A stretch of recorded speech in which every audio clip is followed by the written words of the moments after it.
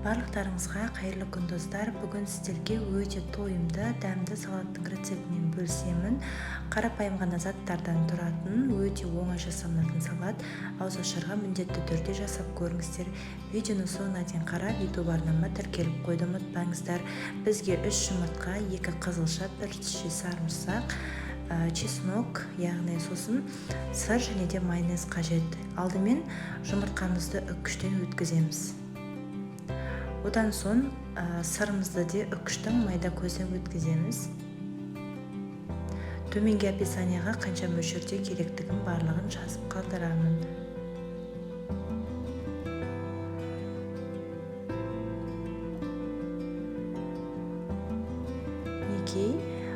Енді бір тіше сарымсағымызды осылай езіп аламыз. Егер де чесноктың дәмі шыққанын қаламасаңыз, қоспай қойсаңыз да болады.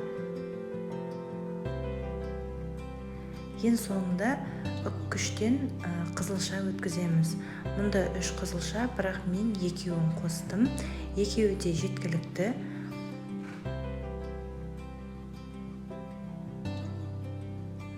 Барлығын ыдысқа салып, шым-шым тұзымызды қосып, одан соң 3 ас қасық майонез қосып, жақсылап араластырамыз.